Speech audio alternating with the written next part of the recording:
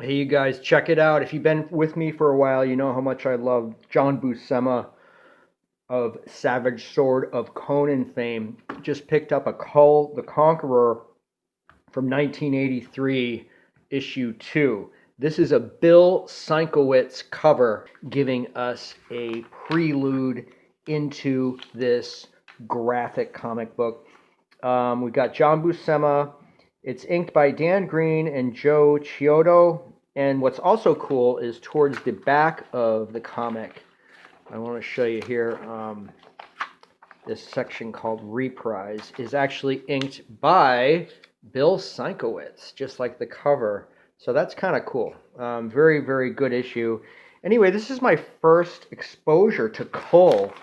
In Ron Howard's repertoire, KULL preceded Conan, and KULL is kind of a more formal kind of ruler, not so much kind of the drinking womanizer pirate type character as Conan is. I really dig it though. I was just reading this, and we've got some really good Buscema drawings of horses here. Really nice. A really cool section in here having to do with a mastodon, this like killer mastodon that KULL battles here. Can see KULL cleaves his hatchet into the mastodon's head. Pretty gory stuff here, and then ends up drowning the mastodon. And this is where it gets fantastical. There's this scene where KULL is climbing this mountain face, and then there's these creatures. Check this out. This is really cool. These winged birdmen type creatures, which are actually like a god. You can see up there on their thrones. And they had this amulet of life and death, which is pretty cool. Check that out. Is that wild or what? And that's a theme in this KULL. Bring you guys in close here. Check out these birdmen. You don't get so much of that kind of wispy kind of motion line inking that Bill Sienkiewicz is famous for. Very much more traditional kind of inking. This has to do with a tragic kind of nuptial scene here in this first part of it.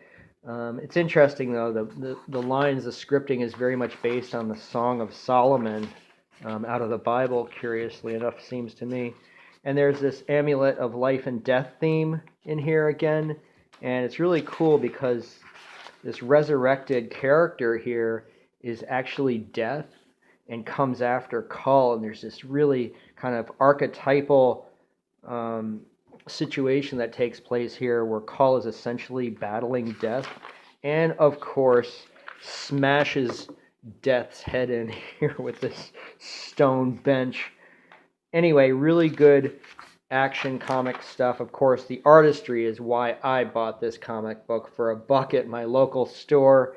You know, that's the cool thing of those of us who are into this stuff, is that you can pick up these vintage issues for just a couple bucks or whatever, and by just classic artists in the medium. Do you like KULL? This is my first exposure to the character. I've heard of KULL, but yeah, it's real close to Conan and Savage Sword of Conan. If you guys have some tips also for some other great artwork, kind of in this classical vein, because that's what I dig, please post those below, and thanks for watching.